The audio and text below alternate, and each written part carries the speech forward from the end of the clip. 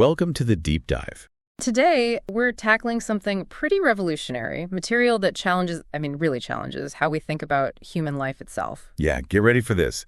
You are about to learn something absolutely definitive about yourself.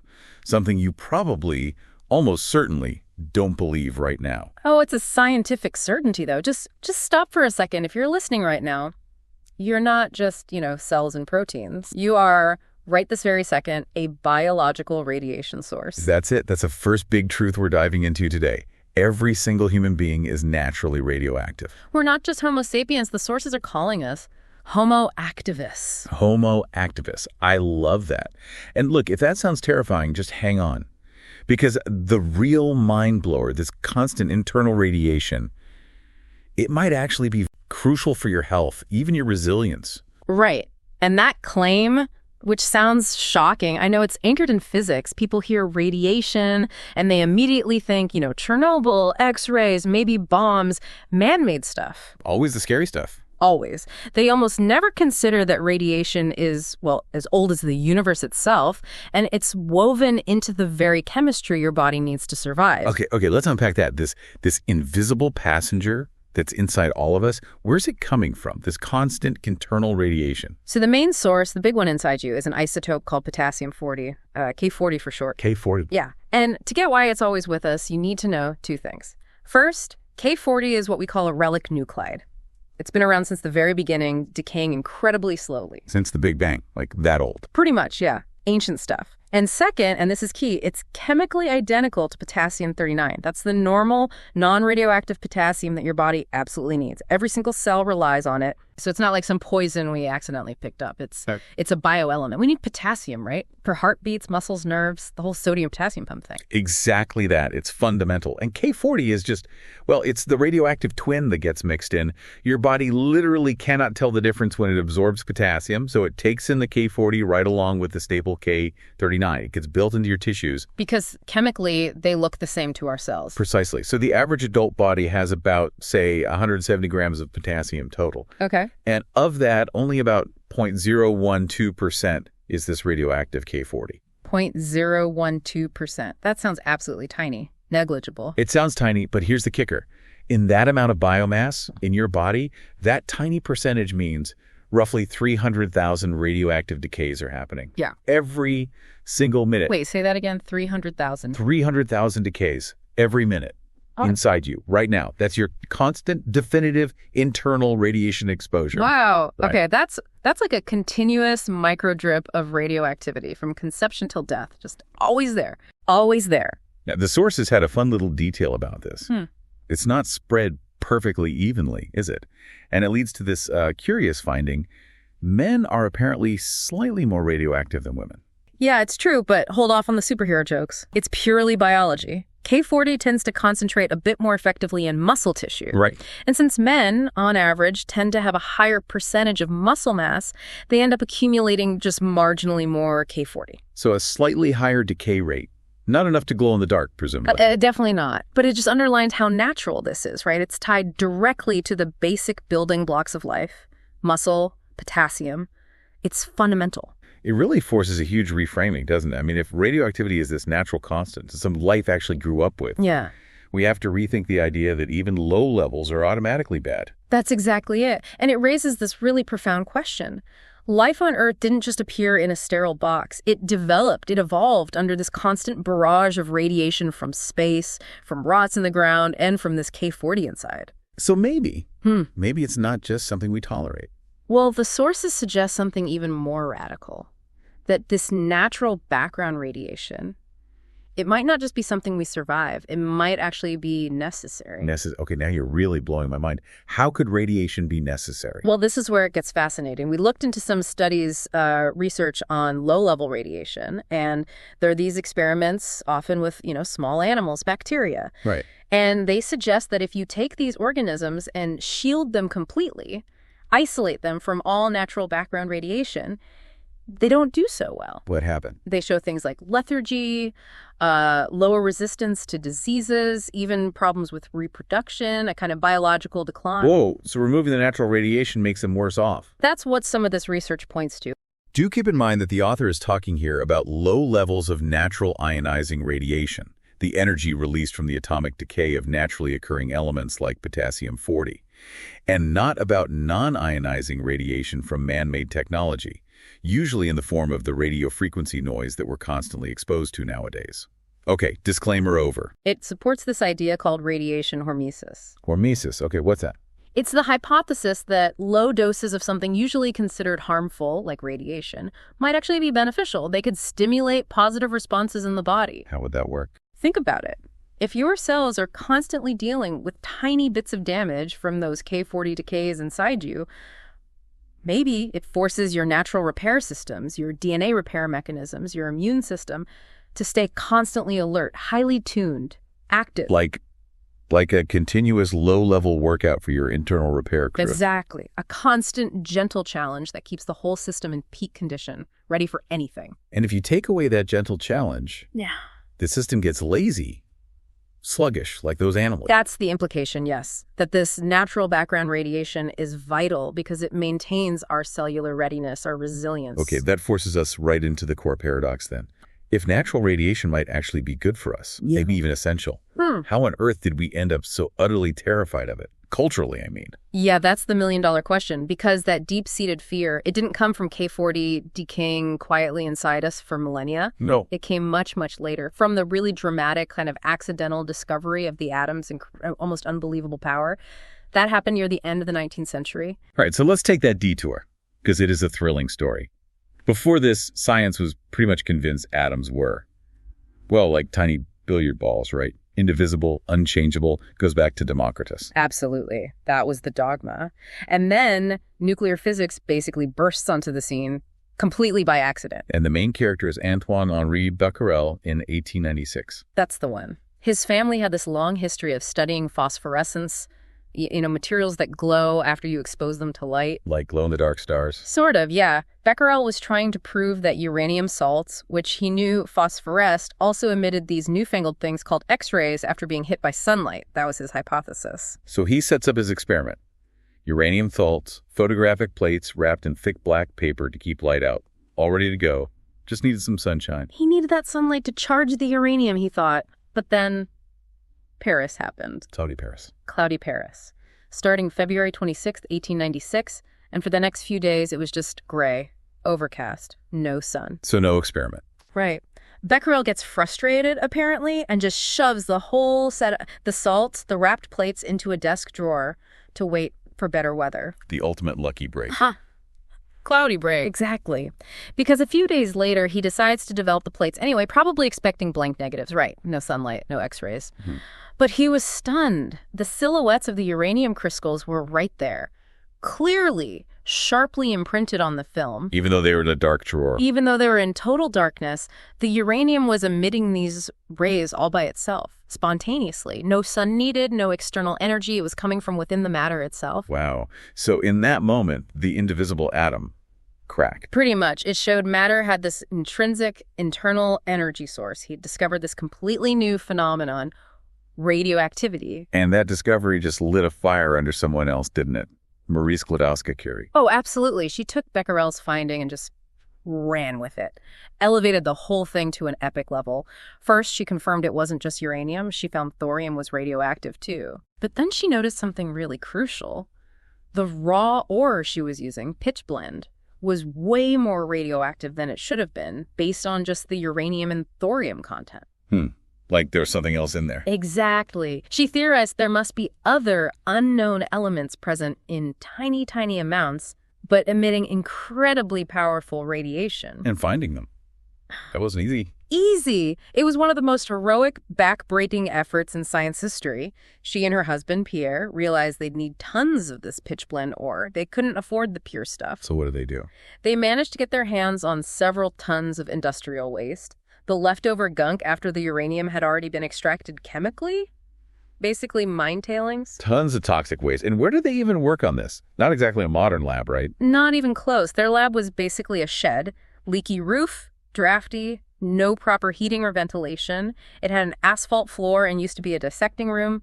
Not glamorous. Good grief. And imagine the work. She wasn't just fiddling with test tubes. No, she was doing industrial-scale chemistry. Dissolving, boiling, filtering, crystallizing huge vats of this stuff, stirring boiling sludge with a heavy iron rod day after day. It was intense physical labor.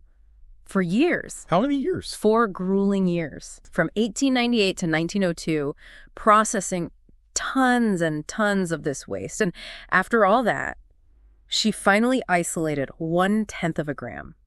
100 milligrams of radium chloride. 1/10 of a gram. From tons. Yeah. That's unbelievable dedication. Isn't it? Just a tiny pinch of salt. But it was enough to study its properties. And this new element, radium named from the Latin for ray, it had this eerie, beautiful quality. It glowed in the dark. It glowed in the dark. But they quickly found it did more than glow. It could cause burns, yes, but it also had this amazing ability to shrink malignant tumors to treat certain skin cancers. Wow. So a potential medical miracle right out of the gate. A huge one, but that meant they needed more radium. So back to the shed she went, processing another 8 tons of waste just to get a single gram of the stuff. That story, it just perfectly captures the awe, the danger, and the potential usefulness of the atom all at once. It really does. But that fear component, the danger, it still dominates today, doesn't it? Absolutely. Which brings us right back to maybe the most critical point in our sources for today. Yeah. This hotspots paradox. Right. If we accept we're Homo activists, that life evolved alongside radiation, why are our safety limits for man-made radiation so incredibly strict, so low? Especially when you look at places on Earth where high radiation is just normal, the background level. Exactly. But even before we get to those geographic hotspots, let's remember we already use radiation therapeutically, don't we? You mean like radon springs? The sources mention those. Health resorts, mostly in Europe, Russia. Places where naturally radon-rich water comes up, people go there, sometimes prescribed by doctors to bathe in it or even just breathe the air. And what's it supposed to do? The claims are things like relieving nervous tension, helping wounds heal faster, treating joint pain, respiratory issues. It's basically low-level radiation therapy using natural sources at doses way above what we'd normally consider safe background levels. Okay, so if short-term exposure can be seen as therapeutic, what happens when people just live in places with permanently high natural radiation? That's the crux of the paradox. First, let's get a baseline. Normal background radiation globally averages around, say, 0.1 to 0.14 microsieverts per hour. That's the unit. It's FBR. 0.1 to 0.14 microsievert. How does that compare to, like, an X-ray? Good question. A typical chest X-ray gives you a dose of maybe 20 to 50 microsieverts all at once. A CT scan, that can be several thousand microsieverts. Okay, got it. So 0.14 VR is the normal hum. Now tell us about these hotspots. Right, the global resilience challenge, as the sources put it. Places where geology cranks up that natural background hum way, way up. And the most extreme example seems to be Ramsar in Iran. Yeah, Ramsar is pretty stunning. Because of high uranium content in the local rock and water, the radiation levels there aren't constant, they fluctuate, but they can go from about 0.7 stavir up to, get this, 50 microsieverts per hour in some spots. 50, that's Right. over 350 times the global average. People live there. People live there. Generations have lived there, and you'd think, based on standard radiation fears, it would be a public health catastrophe. You'd expect cancer rates through the roof, all sorts of problems. You would, but then look at Kerala in India, another hotspot. Over 100,000 people live along that coast on sands rich in thorium-232. Their chronic dose goes up to about 3.2 nosfar. Still way above average. Definitely. And then you've got coastal areas in Brazil near Rio, Espírito Santo, where beach sands hit levels up to 20 nosfar, plus other areas in France, Italy, the U.S., Sweden, volcanic islands, parts of Russia, too. These aren't isolated flukes. Okay, so people are living long-term in environments with 10, 20, sometimes hundreds of times the average background radiation. Yeah. What does the science say happens to them? This is the absolute core finding that throws conventional limits into chaos. The sources cite major studies, including analyses by the World Health Organization, the WHO. The WHO. Okay, that's serious. Very. And their conclusion, looking at these populations in Ramsar, Kerala, Brazil, these places, despite living their entire lives, generation after generation, in these high radiation zones, scientists have found no discernible negative influence. No. Wait. No negative influence on what? On the things you'd most expect. No statistically significant increase in cancer mortality rates, no higher frequency of birth defects or congenital anomalies, no impact on fertility rates, no increase in hereditary diseases, nothing statistically significant that can be linked to the radiation. Hold on. They're living in 50 microsieverts per hour in some Ramsar houses, and they're fine, health-wise, compared to people in low radiation areas. That's what the large-scale epidemiological data suggests. They seem to be thriving just like anyone else. But how? If the standard model, the Linear No-Threshold model LNT is right, that any dose of radiation, no matter how small, adds risk, these places should be disaster zones. And they're not. This is a huge debate, obviously. The LNT model is simple, it's cautious, it's easy for regulators to use. It basically extrapolates risk down from the known dangers of high acute doses, like from the atomic bombs. But it doesn't seem to match what happens with chronic, low-level natural radiation. The body's response seems totally different. It really suggests that, doesn't it? It points back to hormesis, or maybe just incredibly effective natural adaptation and repair mechanisms. Our resilience as Homo activists seems far greater than the phobia allows. Our bodies are just built for this, equipped to handle the normal background even when geology turns the dial way up. It certainly looks that way. Yeah. And if people are fine living with 50 unavarisar naturally in Ramsar, it really makes you question the intense regulatory panic over engineered sources like nuclear plants that are designed to add only a tiny fraction of that dose to the environment. Okay, this whole section has completely flipped my perspective. It's genuinely counterintuitive, kind of shocking, actually. It is. It challenges deeply ingrained assumptions. And if this has shocked you listening as much as it shocked us digging into it, we just have one quick ask. You know the drill. Please hit that like button, subscribe to the channel, maybe even check out our memberships. Yeah, it genuinely helps us keep diving into these incredible sources, these ideas that really make you rethink everything. Okay, so we've tackled the natural radiation, dismantled some of the fear there using real-world data. There's a growing idea that maybe, just maybe, life actually developed with a dependency on it. A dependency, like we need it. It raises the possibility. Maybe the concept of radiation deficiency is real. Maybe too little exposure isn't optimal for ourselves, for our health. Wow. Okay, so if that's even possibly true, if low-level radiation might be essential, why does the word radiation trigger instant panic? Why this deep-seated radiophobia? That fear. It isn't really rooted in the low-dose reality we live in daily. It comes from history, a collision of incredible scientific hope followed by absolutely devastating, very public tragedies. Let's rewind. Late 19th, early 20th century, this golden age of radiation discovery. X-rays, radium. It was all magic back then, right? It really was a scientific frenzy. Wilhelm Röntgen discovers X-rays in 1895, and boom, instant sensation. Imagine seeing inside a living person without surgery. Mind-blowing for the time. Totally. And these early proponents, these X-ray evangelists, they immediately started promoting it. They thought it could cure everything, especially things like tuberculosis, which was rampant. And then came the Curies. And radium. And that just poured fuel on the fire. Right. Radium wasn't just interesting science. It was seen as this precious, almost magical resource. People linked it to, well, to vital energy, to life force itself. So not just medicine, but like wellness. Oh, completely. The market exploded with radium-infused everything. We're talking radium or healing pads, special water jugs made your water radioactive, even luminous paints for watch dials, all sold as health boosters. It sounds like they thought they'd found the fountain of youth, basically. Pretty much. There was this idea pushed by folks like Frederick Soddy, one of the pioneers, that radioactivity showed matter wasn't just dead stuff. It was a storehouse of inexhaustible energy. Primeval light, creation energy. The public ate it up. They were desperate for miracles. Okay, so you have this incredible optimism, this belief in magic, zero understanding of the danger, especially dosage. Exactly. And that collision course leads directly to the birth of radiophobia, the fear we still grapple with. Tell us about that traumatic side. The pioneers themselves suffered first, right? Almost immediately.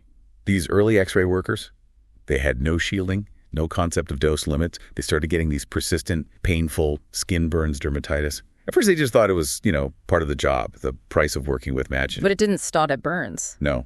It progressed horribly into aggressive cancers, necrosis, leading to amputations. People described it as dying by inches. The image of the X-ray worker with a gloved or missing hand became this grim symbol. This wasn't magic anymore. It felt like a betrayal. Such a visceral, personal horror. And then that got amplified hugely by the radium girls. The radium girls. Yeah. Yes, that story really cemented radiation as a public nightmare. Yeah. You had hundreds of young women, mostly, painting watch dials with luminous radium paint. The glow-in-the-dark kind. Right. And to get a fine point on their brushes, they were told to lick the tips. Lick, dip, paint. Repeat. Oh, no. So they were ingesting radium constantly. Constantly. And radium is chemically similar to calcium, so the body thinks, oh, calcium, and puts it straight into their bones. Leading to, I remember hearing about jaw rot. Yes, horrific bone decay, disintegration, excruciating pain. The newspapers ran these incredibly sensational, mawkish stories. The case of the 5 women doomed to die.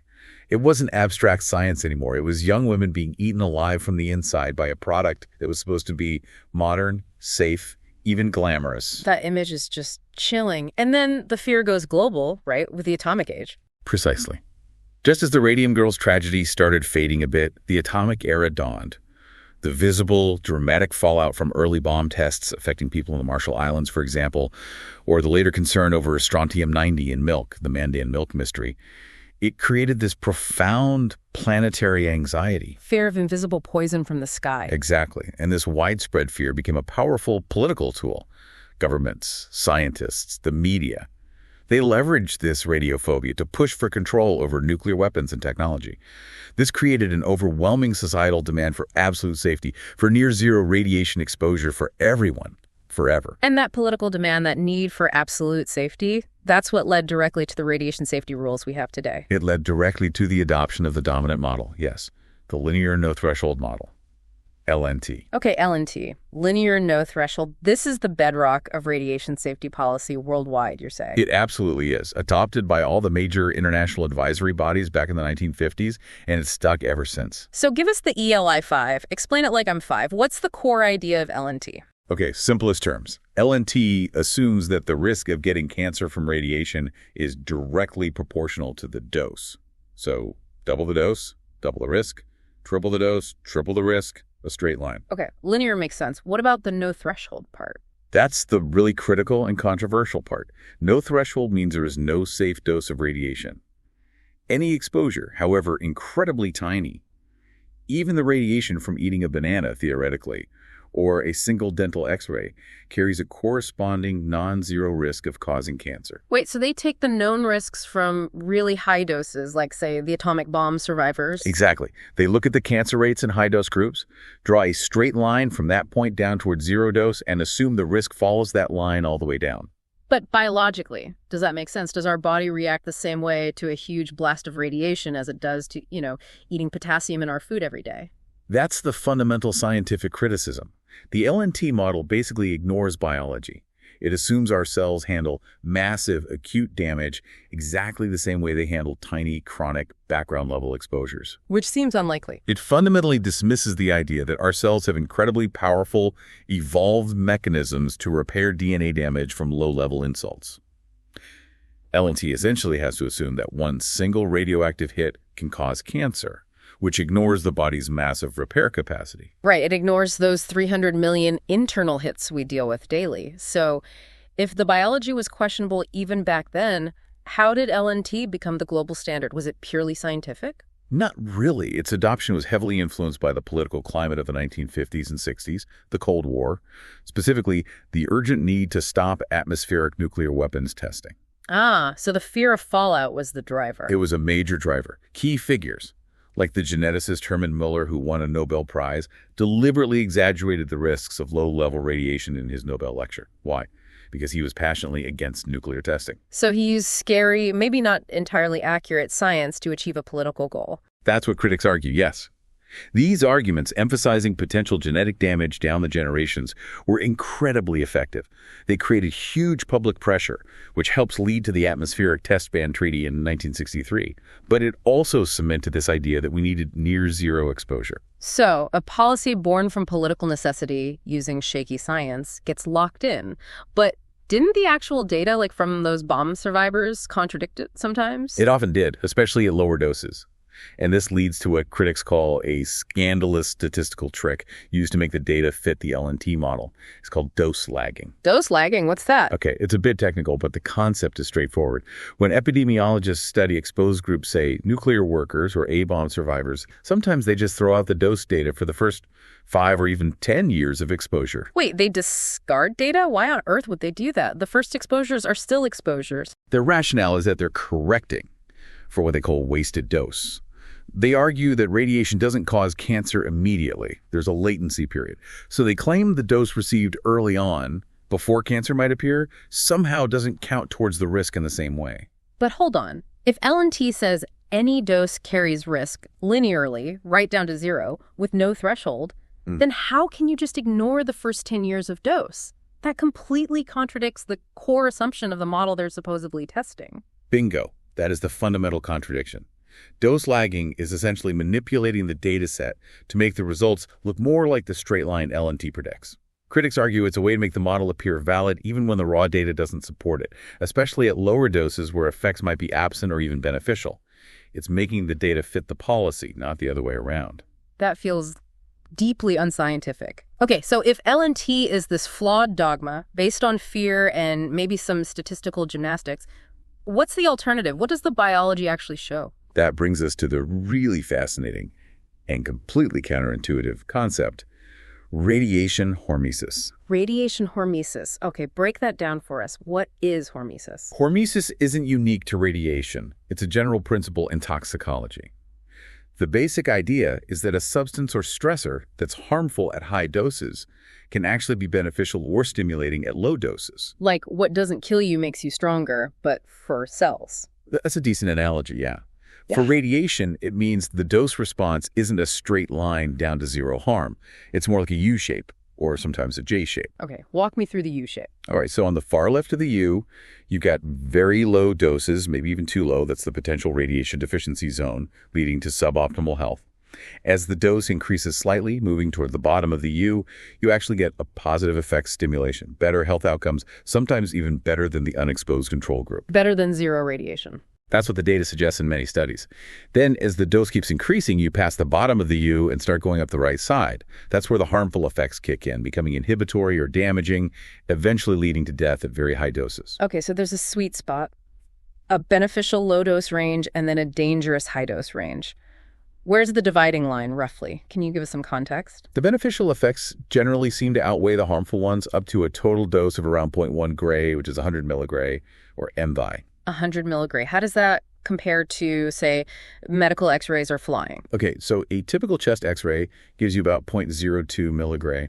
A flight across the Atlantic, maybe 0.05 milligray. So that 100 millig threshold for potential benefit is like flying across the Atlantic 2,000 times or getting 5,000 chest x-rays. It's way above typical background or incidental exposures. Wow. So the LNT's focus on the tiny risk from one flight or one x-ray seems kind of overblown if the benefit threshold is that high? It does put it in perspective. And remember that study with the guinea pigs you mentioned earlier? That really highlights the difference between dose rate and total dose. Right. Remind us about that. LD 50/30. Lethal dose. Yeah, LD 50/30 means the single dose that's lethal to 50% of the population within 30 days. For guinea pigs, that acute all-at-once dose is about 400 Roentgens, or R, a big sudden blast. 400 R kills half of them quickly. Correct. But if you give those same guinea pigs a massive total dose, say 12,000 R, but deliver it slowly, chronically, at just 10 R per day, they tolerate it just fine. 12,000 versus 400. That's a huge difference. It shows the body's repair mechanisms can handle incredible amounts of radiation if they have time to work. It's the rate of exposure that matters hugely, not just the total number. LNT completely ignores this time factor. Okay, so biologically, how does this hormesis work? How does a low dose stimulate instead of harm?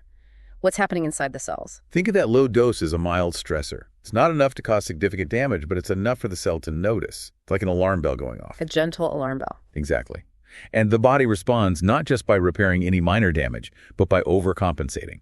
It ramps up its protective systems. It mobilizes energy, boosts metabolic machinery, essentially preparing for a bigger threat that might come later. So it's like that weight training analogy again. The mild stress triggers adaptation, makes the system stronger overall. It's a very good analogy. Specifically, we see activation of antioxidant defense pathways. The body starts producing more protective enzymes like superoxide dismutase, glutathione, things that neutralize harmful reactive oxygen species. Protein synthesis gets activated. The whole system goes on alert, ready for action. And this isn't just theoretical. There's actual evidence of these health benefits. Oh, absolutely. Decades of data. For instance, numerous studies show that radiation workers, people occupationally exposed to low doses over long periods, consistently have lower mortality rates, including lower cancer rates compared to the general population. Lower death rates in radiation workers. That directly contradicts LNT. Completely. And then there's the really controversial data from the Japanese A-bomb survivors. Right. You mentioned this earlier. What did those specific studies show? If you look at the cohorts who received low to moderate doses, generally in the range of about 10 to 120 roentgens, some analyses show they actually had a lower overall death rate in the years following the bombing compared to survivors who received almost no dose or were unexposed. Lower deaths in the irradiated group than the non-irradiated group? That's mind-blowing. It strongly suggests an adaptive protective response kicked in within that dose window. It's evidence that hormesis might apply even in that tragic human context. And we see this in animal studies, too. Consistently. Low-level chronic radiation has been shown to increase the average lifespan of mice compared to controls living in standard background radiation. They live longer with a bit more radiation. Yes. And in insects, fruit flies, wasps' low-level gamma irradiation didn't just increase their average lifespan by 10, sometimes 30%. It also significantly boosted their reproductive capacity. Longer life and more babies from low-dose radiation. It's quite remarkable. And finally, there's the immune system. Low-dose radiation appears to stimulate immune function. It activates macrophages, which are key anti-cancer cells, and seems to increase resistance to infections, act like a broad immune booster. Okay, this picture of hormesis, lower death rates, longer lives, better immunity, actual cellular strengthening. It's the complete opposite of the LNT fear narrative. It really is. And if this adaptive capacity is real, if low doses are potentially beneficial, then sticking rigidly to the LNT model isn't just being cautious, is it? It sounds like it could be actively causing harm on a massive scale. The implications for how we handle accidents, medical procedures, regulations, it's huge. And the cost. We have to talk about the cost. We have absolutely got to unpack the real-world consequences and the mind-boggling costs of sticking to a model that seems to ignore so much biology. Seriously, you are not going to believe the numbers. Stick with us right after this. Welcome back to the Deep Dive. Okay. So we've contrasted the LNT model's rigid fear with the biological evidence for hormesis.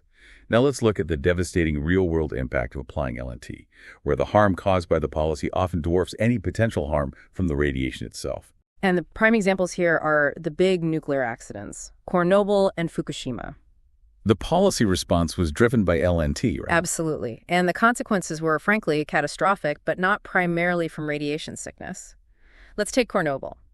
After the accident in 1986, authorities evacuated around 270,000 people. A massive relocation. Huge. Now, estimates show that if those people had stayed put for the next decade, their total added dose from the accident would have been somewhere between 6 and 60 milligauss. Okay, 6 to 60 milligauss over 10 years. How does that compare to just normal background radiation people get anyway? Well, average background radiation exposure over 10 years is typically much higher, maybe around 20, 30 milligauss globally, but it can be way higher. In many parts of the world, areas with high natural radon, like parts of Finland or Ramsar in Iran, people live with natural background doses that give them 100, even up to 200 milligauss per year. Per year. So over 10 years, that's potentially 2,000 milligauss in some places naturally. Exactly. And importantly, populations living in these high background areas show no statistically significant increase in cancer rates compared to populations in low background areas. Often it's the reverse, like we'll see in Colorado. So the dose people were evacuated from at Chernobyl was, well, less than what millions of people get naturally just by living where they live? Precisely. Yeah. But the consequence of that LNT-driven evacuation, it was immense human suffering. Experts widely agree that the most significant health impact wasn't cancer, it was the severe psychological trauma, the radiophobia affecting millions. Stress-related illnesses, alcoholism, destroyed communities, economic ruin, all caused by the policy decision to avoid a radiation dose that was, biologically speaking, likely negligible or even potentially within the hormetic range. And we saw similar tragedy unfold after Fukushima in 2011. Sadly, yes. A very similar script. Again, driven by LNT's no-threshold assumption, Japan implemented prolonged large-scale evacuations. The result, immense socioeconomic damage, documented deaths from the evacuation process itself, especially among the elderly and sick, and the destruction of local economies and communities. And the actual radiation harm from Fukushima? International health organizations have repeatedly stated that no one died from acute radiation sickness due to the accident, and they don't expect to see any discernible increase in cancer rates in the affected population that can be attributed to the radiation exposure. The disaster was almost entirely socioeconomic and psychological, a direct result of policies based on LNT fear. This fear even seeps into everyday healthcare, doesn't it? Like with CT scans. It absolutely does. Yeah. LNT fuels this persistent, often exaggerated public fear that common medical imaging procedures significantly increase cancer risk. You hear doctors talking about lowering CT doses as a precautionary measure, which sounds responsible. But it confuses patients. Terribly. If a patient genuinely believes that a clinically necessary CT scan poses a meaningful cancer risk, they might refuse it, or doctors might hesitate to order one. The irony is that avoiding a potentially life-saving diagnostic scan out of fear of a tiny, probably hormetic radiation dose could lead to far worse health outcomes, misdiagnoses, delayed treatment. It's tragically counterproductive. So instead of just minimizing exposure, maybe we should be thinking about using low-dose radiation therapeutically. You mentioned this was done historically. Yes, there's a forgotten history here. Up until the 1940s or so, low-dose X-ray therapy was actually a standard and reportedly successful treatment for various inflammatory conditions. Things like ankylosing spondylitis, bursitis, arthritis, general acute and chronic inflammation. And why did that stop? Partly the arrival of antibiotics and corticosteroids offer alternatives, but a big factor was the rising tide of radiophobia and the adoption of the LNT model. Anything involving radiation started to look scary, even therapies that seemed to work. But now modern science is starting to revisit that idea. It is. There's growing evidence suggesting low-dose radiation could be beneficial for exactly those kinds of conditions, acute and chronic inflammatory diseases like arthritis. And perhaps even more excitingly, there's research into its potential for neurological conditions. Neurological, like Alzheimer's or Parkinson's. Potentially. Early studies suggest low-dose radiation might help modulate the inflammatory state of microglia, the brain's immune cells. By calming brain inflammation, it might improve symptoms in diseases like Alzheimer's and Parkinson's. It's early days, but the potential is huge if we can overcome the LNT-driven fear. Okay, that therapeutic potential is fascinating. But let's talk about the biggest, most glaring real-world challenge to the LNT model. The Colorado radon paradox. Yes, Colorado. Yeah. It's the LNT model's worst nightmare, epidemiologically speaking. Set the scene. Radon levels in Colorado were high, right? Extremely high in many areas, especially the mountainous regions. The state average radon level is about 7.3 picocuries per liter, PCIL. The U.S. average is only about 1.2 PCIL. The EPA's action level, based on LNT, where they recommend you remediate your home, is 4 PCIL. Much of Colorado is way above that. So according to LNT and the EPA, Colorado should be a hotbed of lung cancer because of all this radon exposure. It absolutely should be. LNT predicts a significant increase in lung cancer deaths there. But what's the reality? The reality is stunningly the opposite. Colorado consistently has one of the lowest cancer mortality rates in the entire U.S., and specifically for lung cancer. Colorado's lung cancer death rate is about 25% lower than the national average. Lower? Not higher. Lower. Significantly lower. In fact, 6 of the 10 U.S. counties with the absolute lowest cancer death rates are located right there in the high radon Colorado Rockies. More radiation, less cancer. That just flies completely in the face of the LNT model. It's a direct, large-scale contradiction. You see higher natural radiation exposure correlating with better health outcomes, specifically lower cancer rates. It points strongly towards a hormetic effect being dominant at those environmental exposure levels. And it's not just Colorado, right? People actually seek out high radon environments for health benefits, these radon health mines. That's right. There are places like mines in Montana in the U.S. or spas in Gestine, Austria, where people intentionally go to breathe in radon-rich air or bathe in radon-infused water. Why? What are they treating? Primarily pain and inflammatory conditions, locomotor disorders, rheumatic diseases like arthritis. And the reported efficacy is often quite high, with pain relief lasting for months, sometimes up to a year after a course of treatment. And this is attributed to hormesis. Explicitly. The doses are low, maybe around 2 millidie per year total dose from the therapy, well within that potential hormetic zone. The idea is that this low-dose exposure stimulates the body's anti-inflammatory and repair mechanisms, providing relief. It's accepted medical practice in parts of Europe. Okay, so we have biological mechanisms for hormesis, epidemiological data like Colorado contradicting LNT, historical therapeutic use, modern potential, yet LNT remains the global standard. Why? It leads us to the final and perhaps most uncomfortable question. Follow the money. We've laid out the case. LNT seems scientifically shaky, ignores biological adaptation like hormesis, and leads to demonstrably harmful and expensive real-world consequences. So why does it persist? Well, as you hinted, a big part of the answer seems to be inertia combined with, well, vested interests. Adhering rigidly to LNT supports a massive global industry. Some outspoken critics have even called the persistence of LNT the greatest scientific scandal of the 20th century. A scandal built on fear and potentially bad science. That's the argument, because the financial stakes involved in maintaining the LNT status quo are astronomical. Okay, let's talk about the cost of this fear. You mentioned billions. Hundreds of billions globally spent every year to comply with these incredibly strict LNT-based radiation standards. The resource misalignment is just staggering when you look at the cost for theoretical life saved. Give us that comparison again. It was jaw-dropping. Based on current U.S. regulations derived from the LNT model, the estimated cost to prevent one hypothetical cancer death from low-dose radiation exposure is somewhere around $2.5 billion. $2.5 billion to save one life predicted by a disputed model. Compare that to proven public health interventions. Saving a life through childhood immunization programs costs less than $100.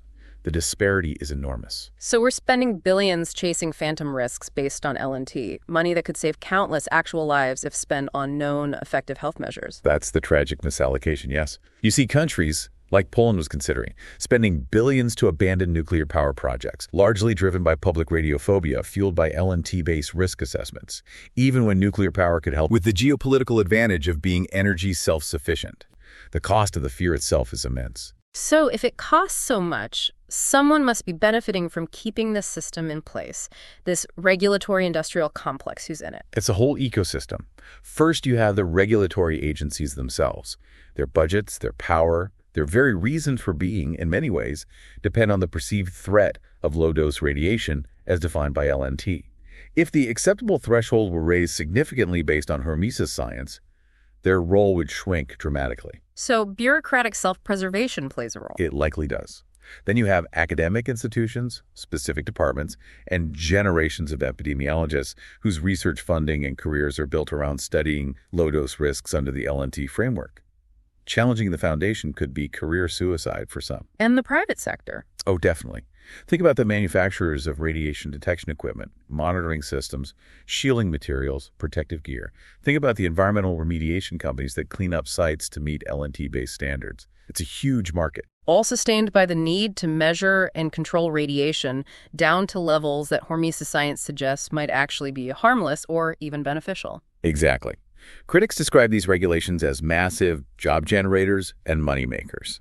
The entire complex is sustained by the socio-political fear, the radiophobia, rather than, they argue, robust scientific validation. So if the regulations were changed tomorrow to reflect a threshold, say, allowing doses up to where hormesis is observed, a huge chunk of that industry, billions of dollars worldwide, would simply evaporate. The financial incentive to maintain the LNT status quo is incredibly powerful. Okay, let's bring it all together. We started with the fact that you, the listener, are radioactive constantly. From potassium-40 within, from radon below, from cosmic rays above. We saw how early enthusiasm for radiation turned into deep-seated fear due to real tragedies like the Radium Girls, amplified by the atomic age. Leading to the adoption of the Linear No-Threshold model, LNT, a policy assuming any dose is harmful. But we then explored the strong scientific case against LNT, its biological implausibility, its ignoring of DNA repair, the dose-lagging controversies. And contrasted it with radiation hormesis, the idea that low doses act as a beneficial stressor, stimulating repair, boosting immunity, potentially leading to longer life and lower disease rates, supported by worker studies, animal data, and even hints in the A-bomb survivor data.